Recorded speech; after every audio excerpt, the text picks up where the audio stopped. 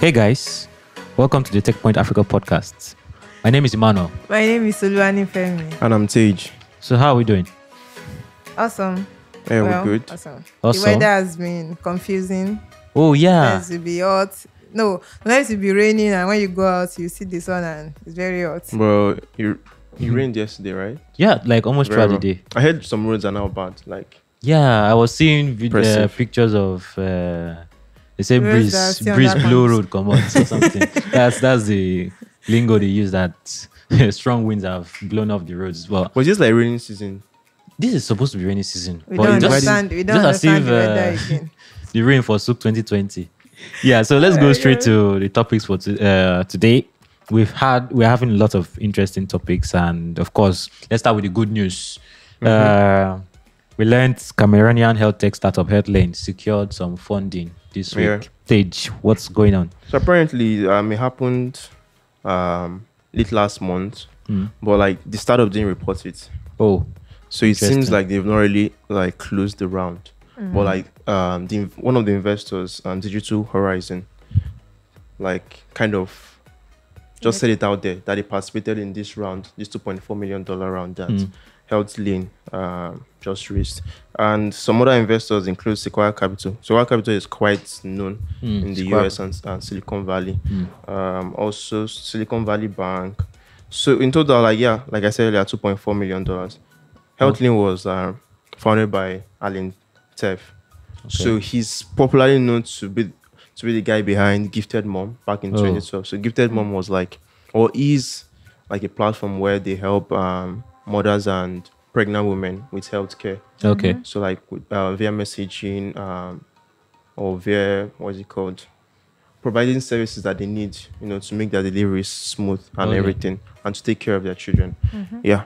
So I mean, since 2012, he raised $220K for Gifted Mom, and last year he transitioned the startup, the Gifted Mom, so like a social platform, right, like social enterprise, to now this digital health tech Healthlane that we have right now. So Healthlane earlier this year they entered Y Combinator, Wow. Awesome. the Interesting. winter batch, where they raised 150K, and now we're hearing that they're raising another 2.4 million.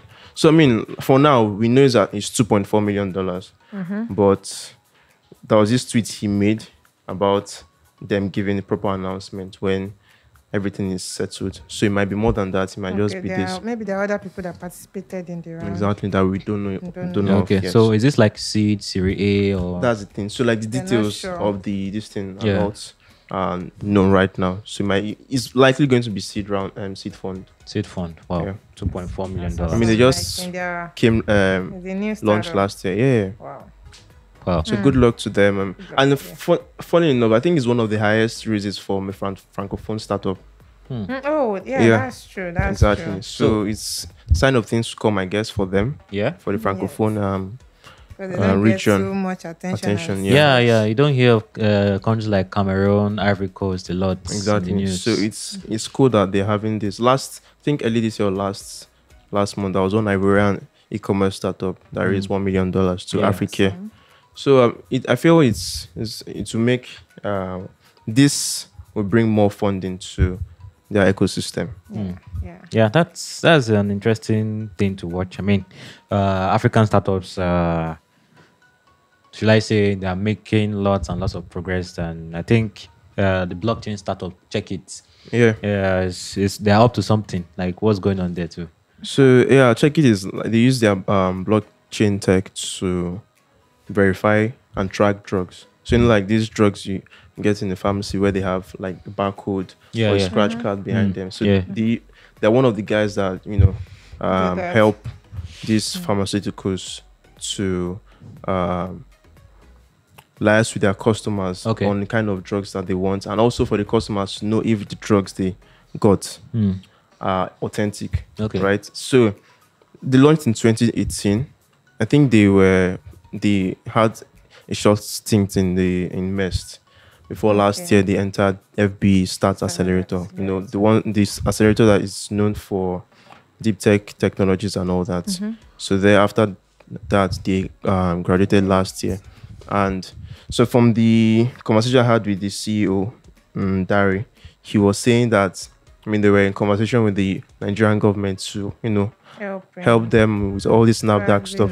Yes. But like, you know how Did it work Nigeria out? can be. I mean, it's still in the Government, process. Okay. Uh, A lot like- of red tapes and exactly. bureaucracy. So yeah, but now they have like last month, I think they just secured this partnership with the Afghanistan Ministry of Health and Wow. Phantom to track and verify 80,000 drugs. Afghanistan. Yeah, Like, in Asia. They are So all wait, sorry. Nigerian Yes. co-founders.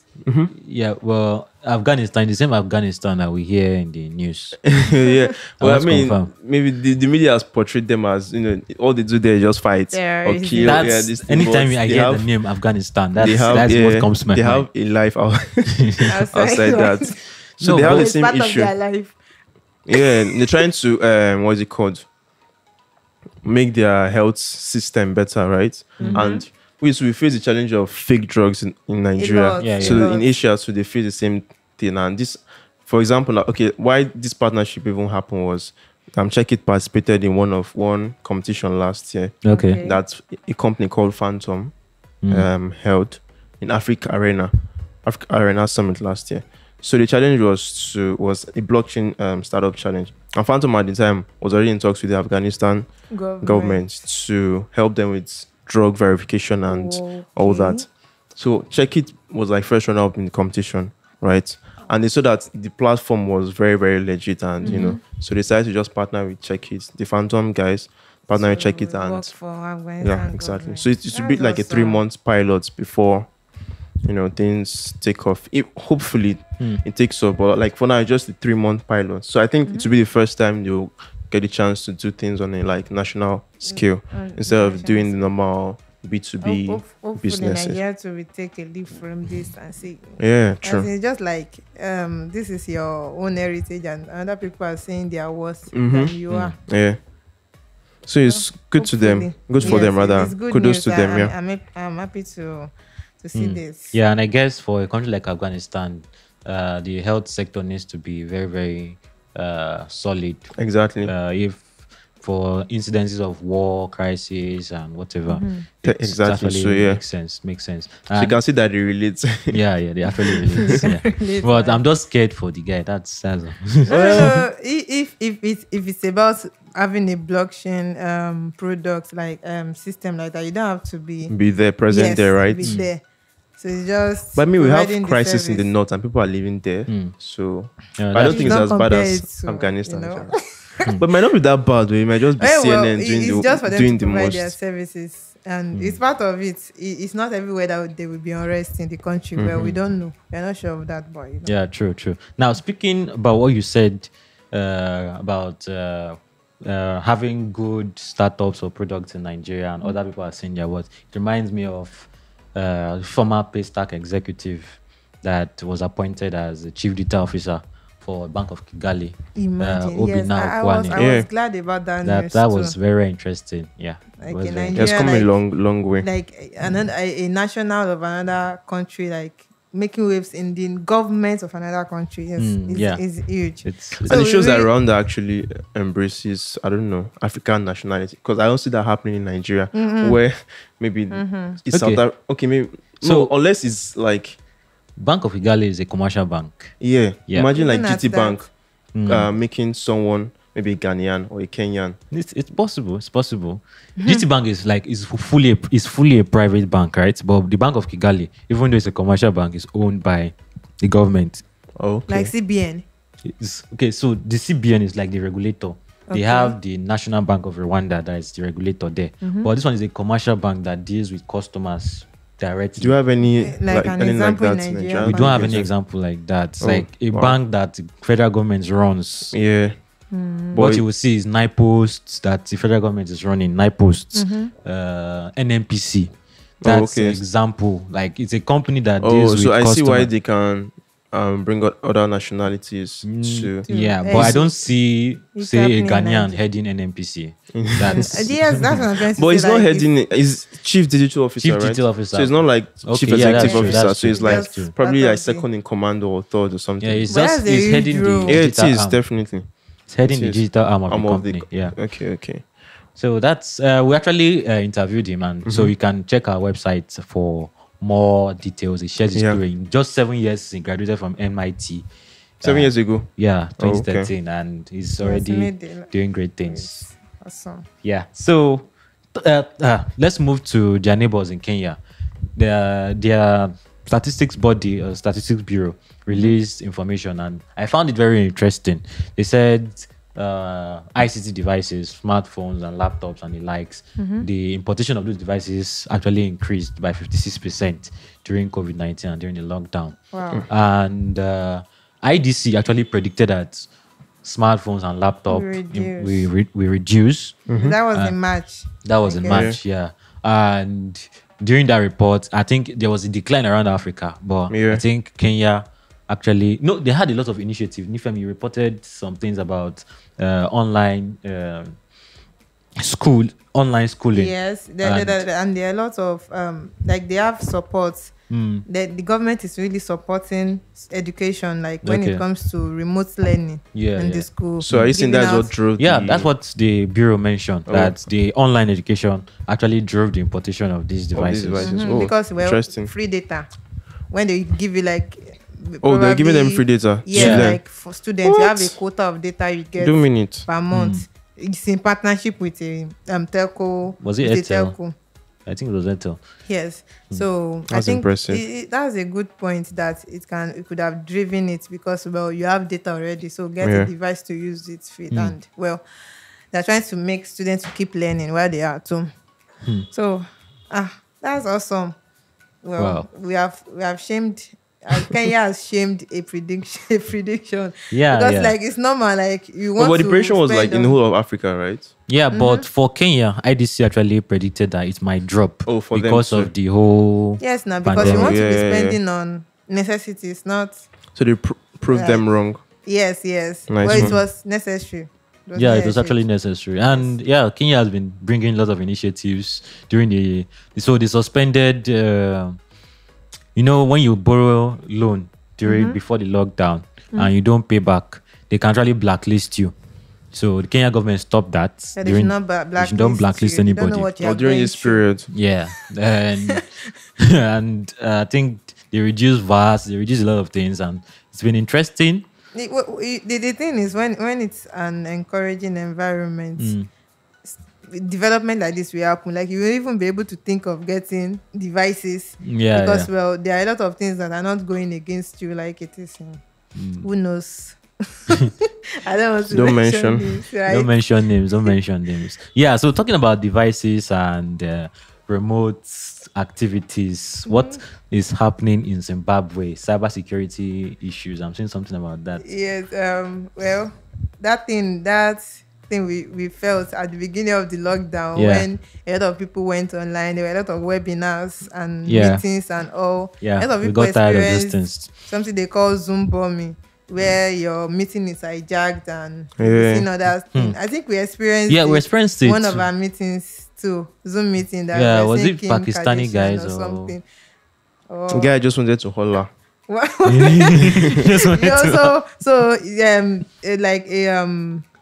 Same thing happened in Zimbabwe just recently. I think they're just having their own share of it, and they like a department in the government they were having a meeting and it was hijacked, and the person that hijacked it was showing them explicit content. Wow! And they say it took them time to recover the meeting back, and it opened their eyes to something, and they were like, no, we can't continue like this. Let's build our own video conferencing app.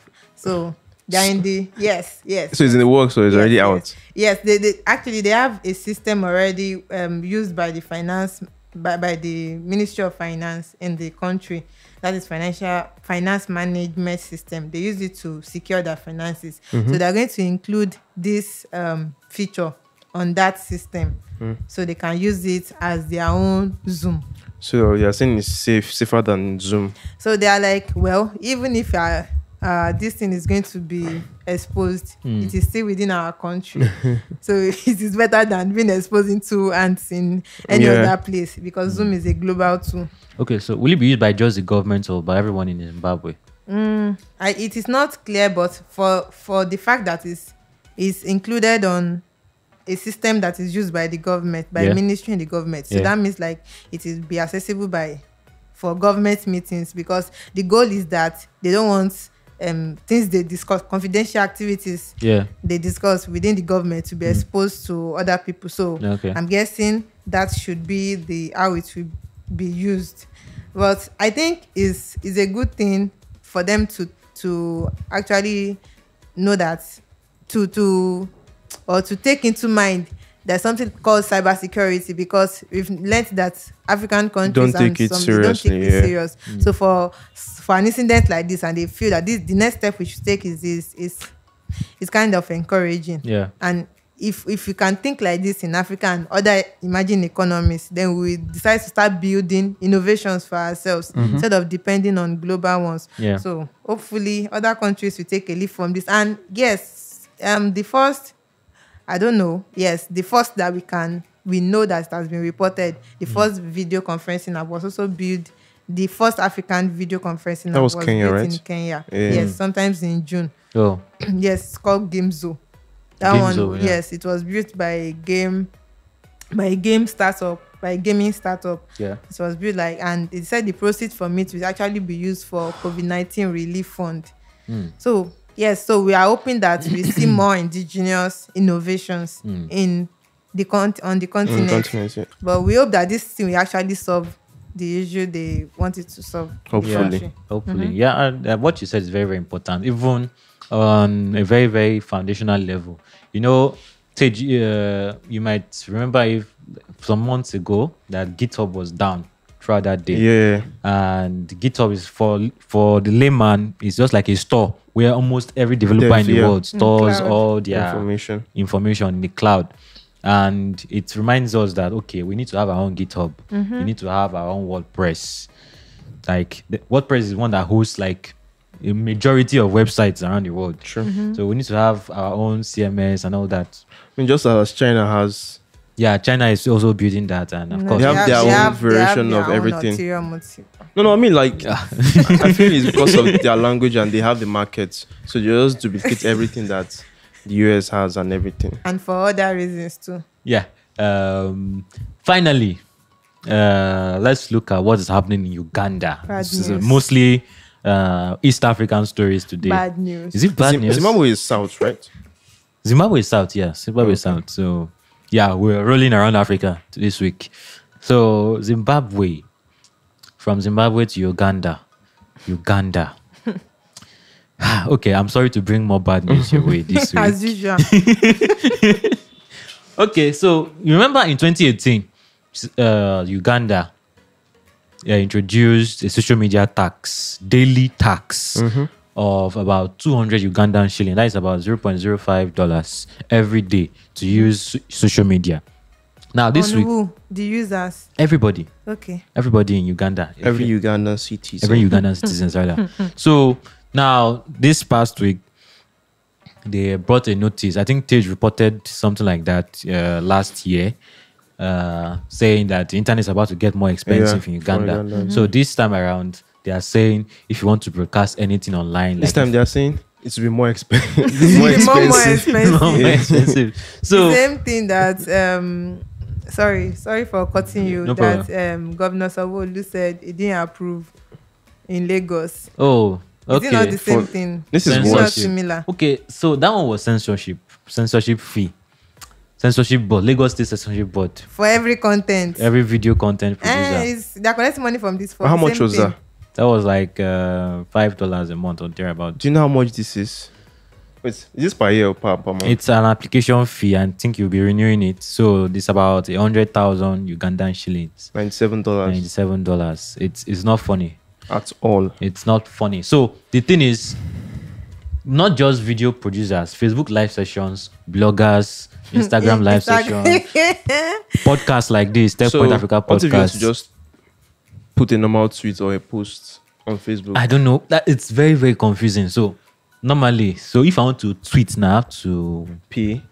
Man, that's crazy. Or is it that until I want to host a live Twitter session, maybe I want to host a tutorial or something. And this thing looks more scarier for them there than here, because in Kenya, sometimes you can just shut down their internet. So Uganda, Ethiopia. Ethiopia. Yes. And Ethiopia. Ethiopia actually. Yes, those countries, it looks realer to them than here. Of course, it's not no. the case of Hopefully we don't shutting down the internet in Nigeria. Mm. You understand? Yeah. But those nations, they've experienced it. So when they bring issues like this, we fear for them that they might actually follow it through, even though Yeah, they will. Uganda has a proven track record of following it through.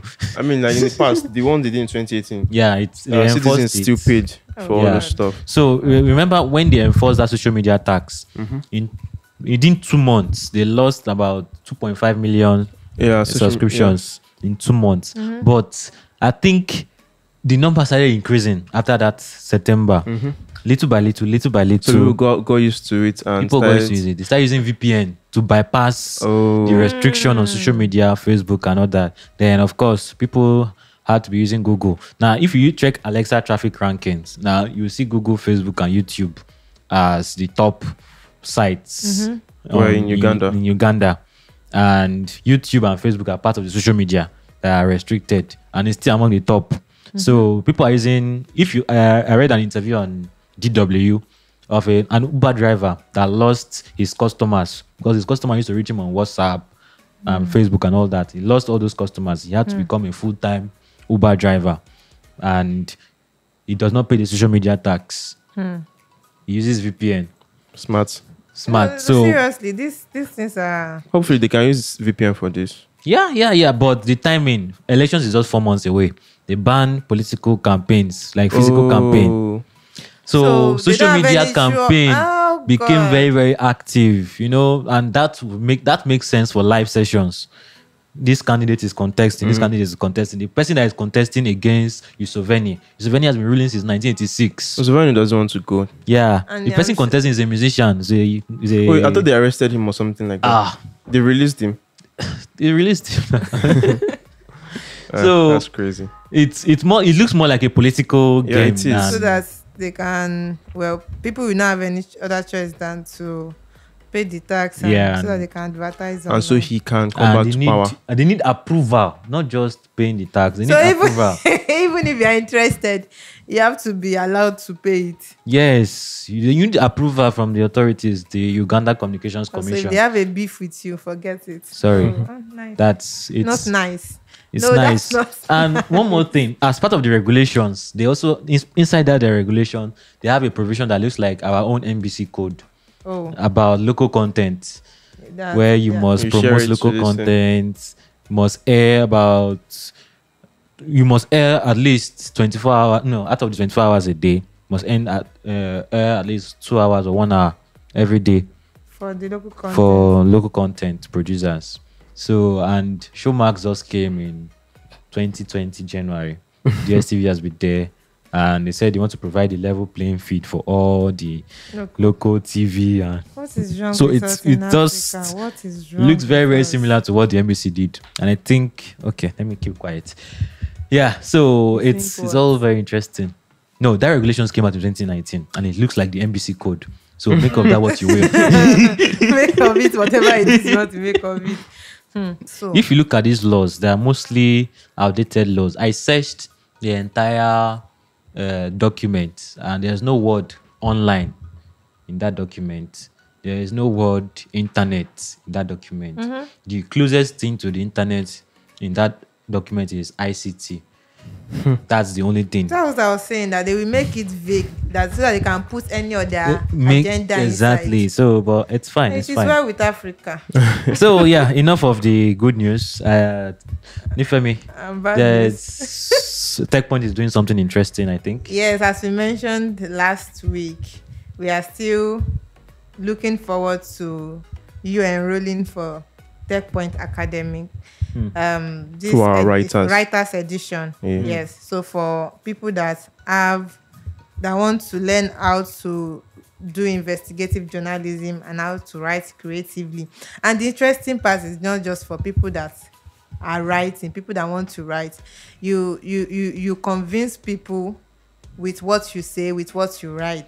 So for people that are into marketing, this is also a platform for you to learn. For people that are in HR, PR, relating with people that are into PR, Public relations. relation, you need this, because what are what you use to convince people, what are what you use to push your businesses, the success of your business. So it is coming up between October 27th and October 30th of this year, and it is not too far away from us. So we add the link to how you can register, and you have to, there are a lot of things to learn. So you don't have to say, I'm not a writer, I'm What not are a they learning journalist. from? What are they learning from? Yes, sorry, I almost missed that. You're learning from people that, like, two Seasoned. personalities Like that were Maggi like, salt and pepper. I respect. You're learning from Eketi, Ete Dima, and Fisayo Shoyombo. Yes, they have a good reputation in the